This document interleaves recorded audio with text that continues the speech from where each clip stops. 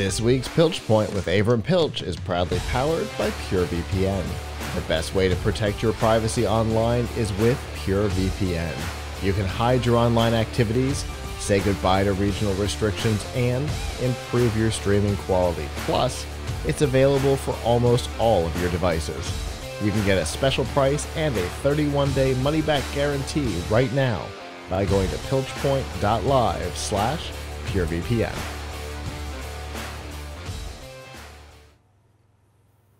I'm very excited, Avram. You have a show and tell. All right. So I am reviewing the new ThinkPad X1 Carbon here. X1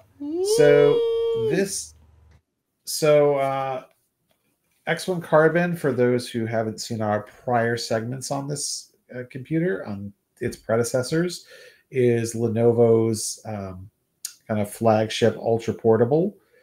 Yes, they say it's for business, but really anyone who does any kind of work, even if it was school work, I recommend something like this. Really lightweight, and because it's a ThinkPad, it's very durable. Has gone through a lot of mil-spec testing and other types of other types of durability testing, and of course, it's got the standard ThinkPad features of having a track point, the little red nub that some people dislike, but I love because it allows you to be really productive while typing, because you can just move around without lifting your hands off the home row. For those who don't like the nub, there is still a really large trackpad here. I think this is glass trackpad, very smooth, has a really just the right amount of smoothness. So this is a redesign of a small amount of ThinkPad X1 Carbon, because while it looks quite a bit like prior models, it's actually a little bit smaller. So it's still 14-inch screen, but they've managed to, it's 16:10 aspect ratio, and they've managed to pack it into a slightly smaller chassis. So you lose about a little portion of an inch off of the front, although I find, and I have to do a little bit more long-term use of it, that I still can fit my wrist reasonably on the palm rest here. But I definitely want to spend more time with it on my lap before I say that that it's not too small. But you still have a fair amount of wrist space here. It actually went down in weight slightly. So the prior models were all like 2.49 pounds, and this is 2.42 pounds. So can you tell the difference of 0.07 pounds? I don't know. But it is definitely more compact in terms of length and width. I wish I had an old ThinkPad here to show you. And I actually do own a ThinkPad X1 Carbon, although mine is 5 years old. So I don't know if it's pretty close to being the larger model of that, the old dimensions. And if you put it next to it, you can see that the old one has a little bit more in this direction, a little bit more in that direction, right? It is still made out of, carbon fiber and other materials. Another new thing that they've done with it is, if you look here, this is sort of the communication bar here, which wasn't there before. So the webcam is actually in this bar. And it also the IR sensor for facial login. And this is a 1080p webcam. So it's giving you better quality conferencing than the older model. So I think last year's model was also 1080, but didn't have the communication bar. Another thing that is neat on this is that they have added a new feature to the track point for the first time. And well, not the first time. It was on another ThinkPad, not the X1 Carbon, where you can get a special quick menu. Let me see if it'll do it right now. You get a special quick menu if you double tap on this. See, is it going to do it, or is it not configured? Okay.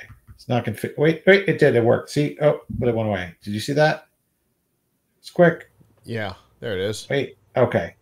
Okay. So it's a quick menu, and the quick menu allows you to do things like toggle the camera and brightness and the microphone.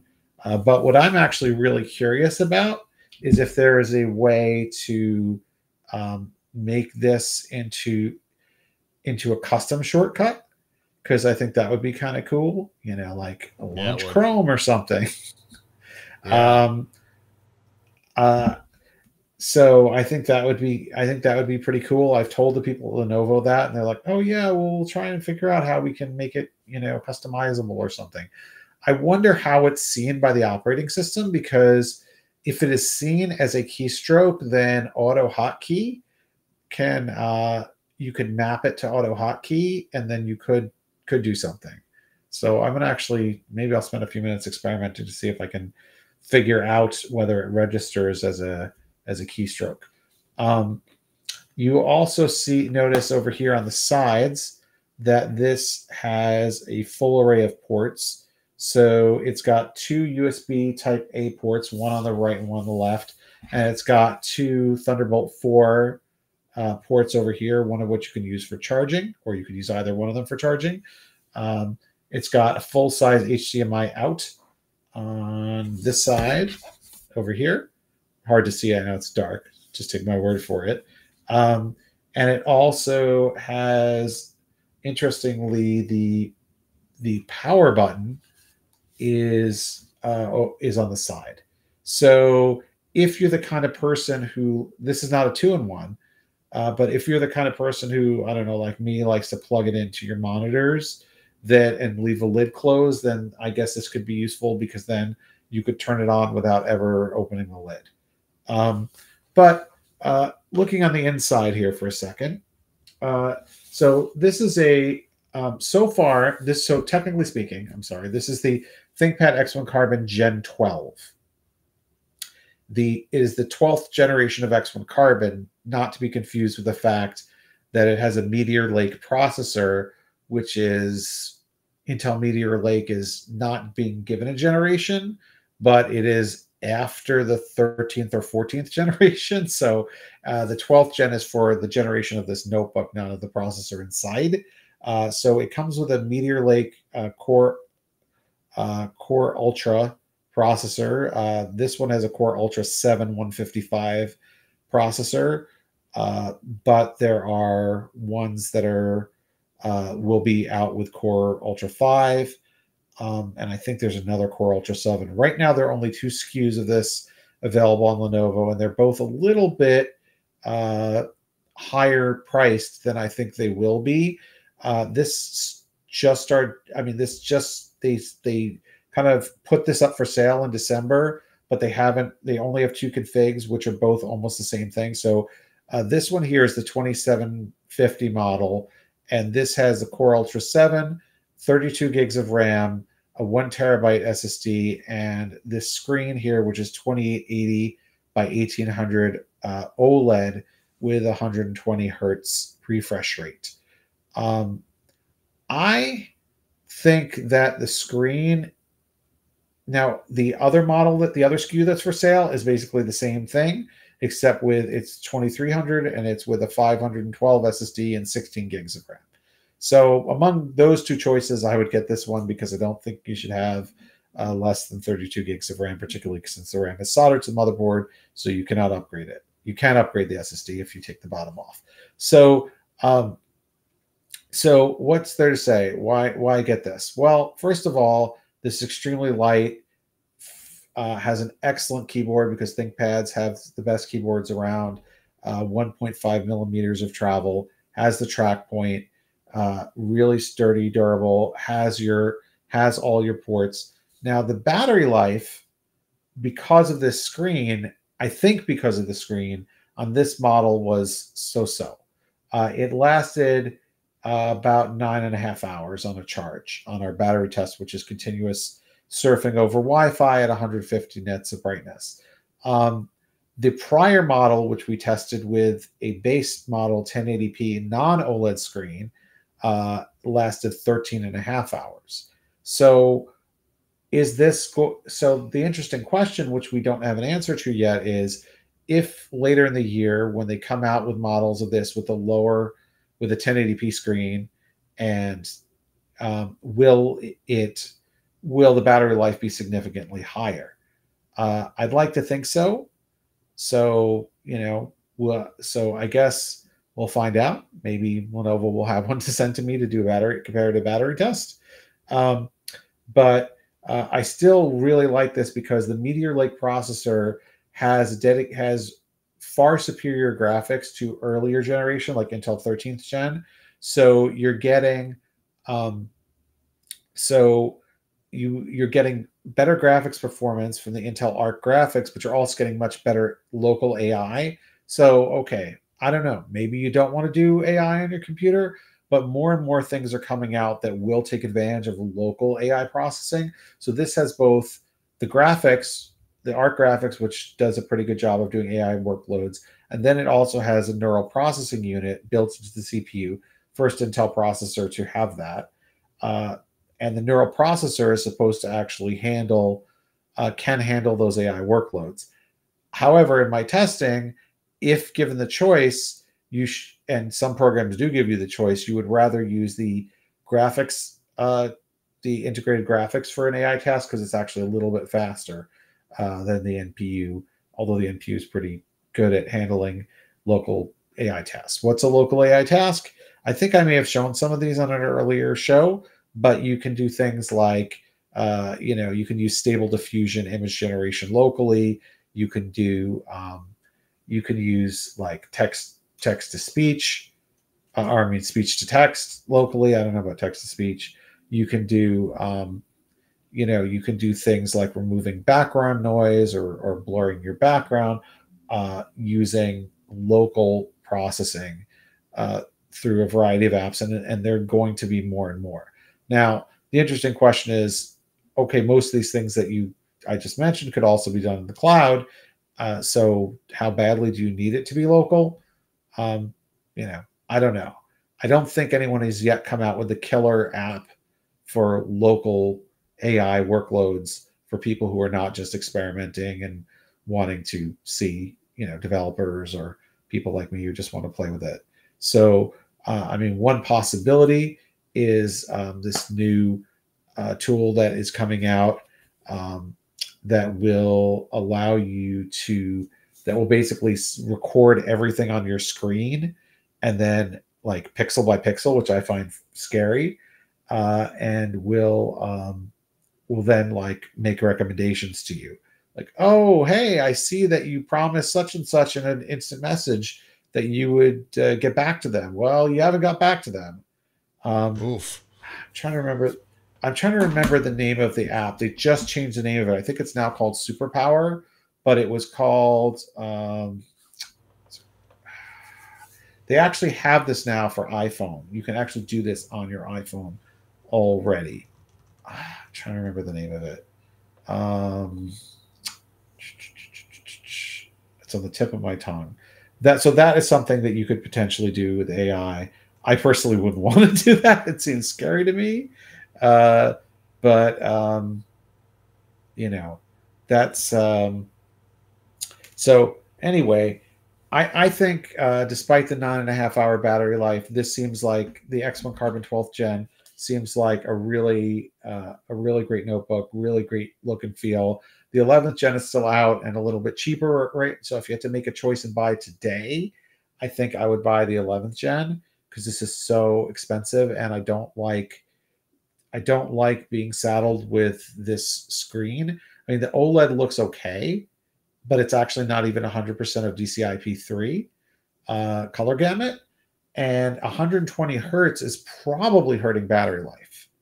And maybe there's a way of turning off the high refresh rate, because it's not a gaming notebook. So why would you put 120 hertz on just to scroll more smoothly? Like, folks, for those who don't keep track of refresh rates, most monitors and laptops default to 60 hertz.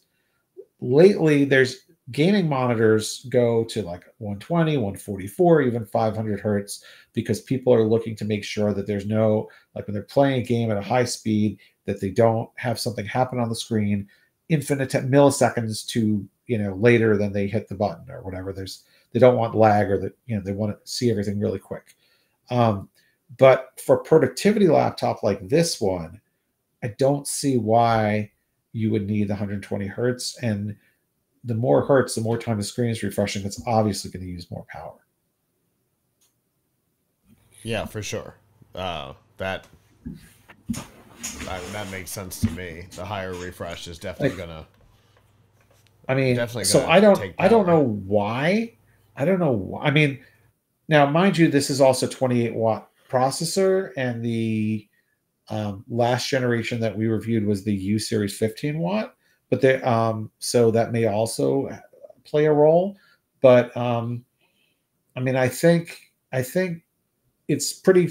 I mean, in the near future, Lenovo will be coming out with models with configurations of this that have the 1080p screen, and I definitely recommend going for that, because I don't think that you really benefit from having much higher than 1080p resolution on a 14-inch screen. You're just going to end up turning up the scaling, right? Um, and then maybe I'm just thinking this from my perspective, but my laptop now is my work computer. Like, I take it to work and I plug it into my monitors at work and I use it there. So it's more important to me. So so like having the screen itself be all pretty looking, I need it to be functional, right? Like decently bright and sharp and whatever. But OLED, I don't like you're not going to be using this as an art machine. So I, you know, I don't know. I wouldn't get this with the OLED if given a choice.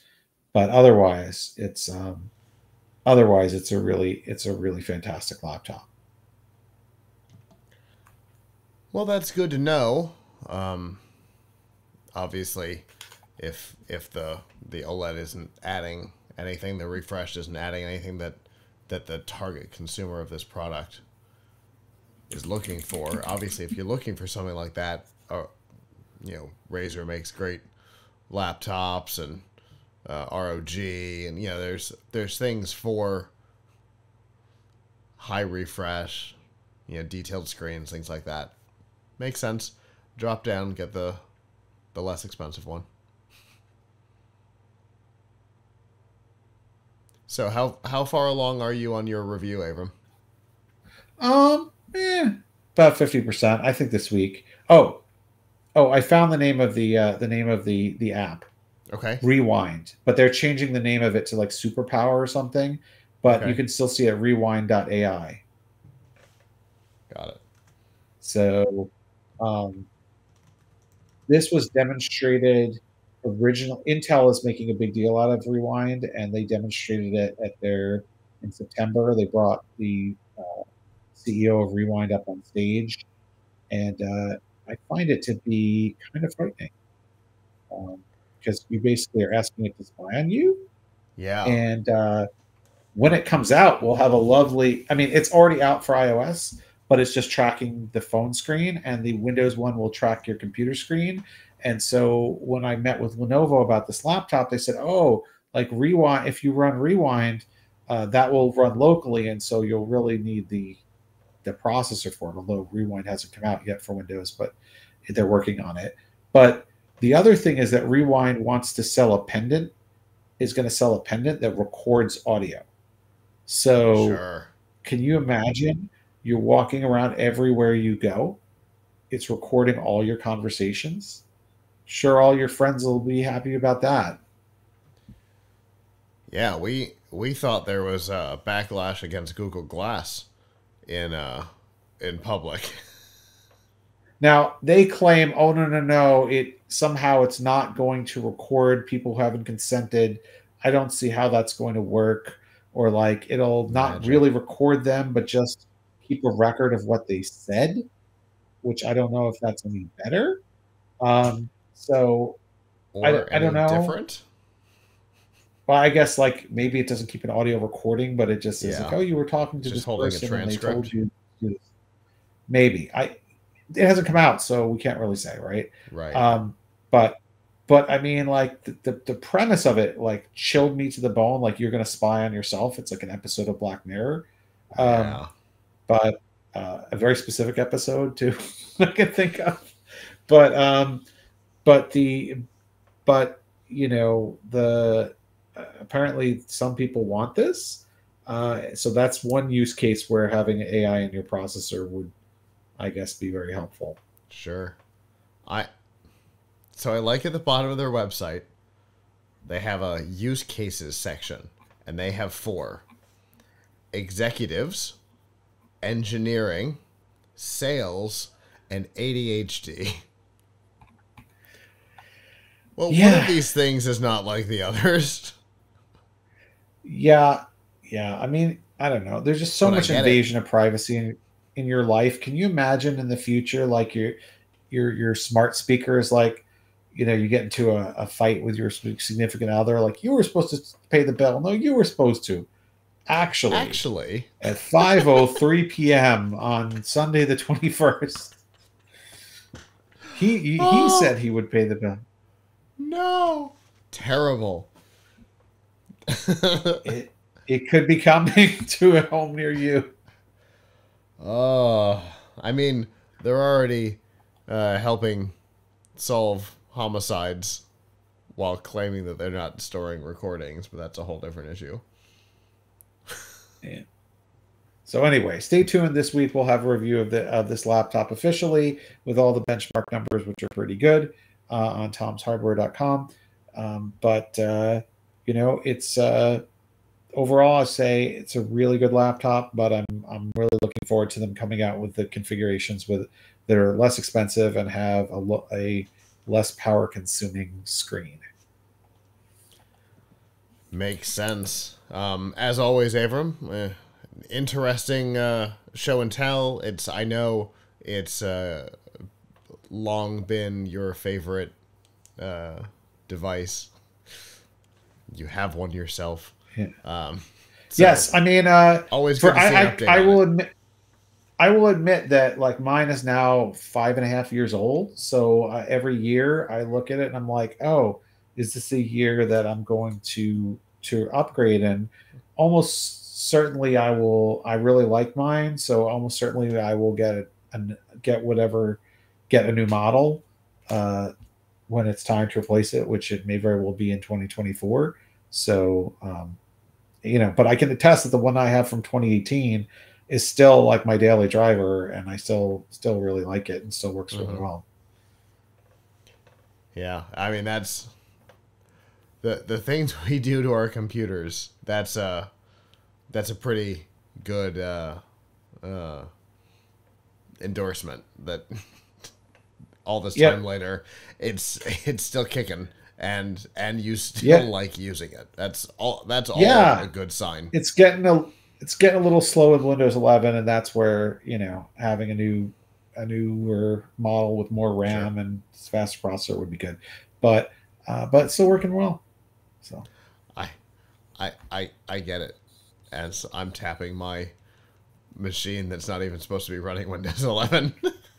yeah, Which I I followed, mean which I followed your instructions from a Pilch Point episode yes, to get the upgrade. yes.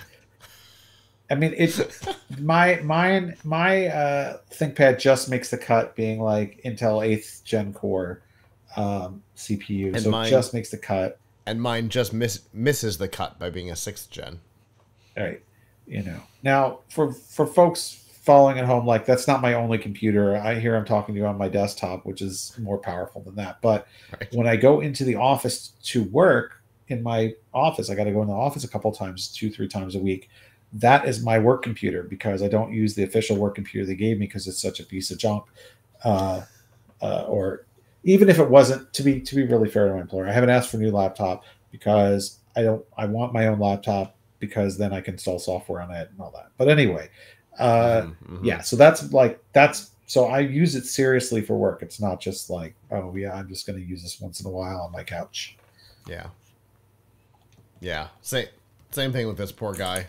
I've been doing all kinds of stuff on this guy that it is no longer rated for.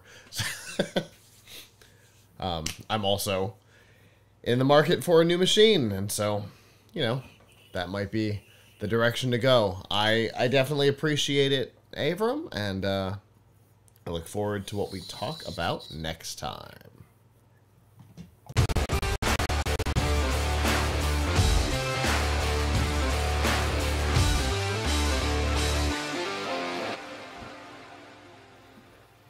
Hello, YouTube. Thanks for watching, and I hope you enjoyed this episode of The Piltch Point with Avram Piltch. If you did, please subscribe to our channel, and of course hit the notification bell, since subscriptions don't mean much on YouTube anymore. And if you've got topics you'd like us to discuss in the future, we'd love to hear from you in the comments below. If you don't want to follow us on YouTube, that's okay. There's a lot of other ways that you can follow our content. You can find all of that by going to plughitslive.com/subscribe. There you'll see all of our shows and all the different ways that you can watch, listen, and follow along.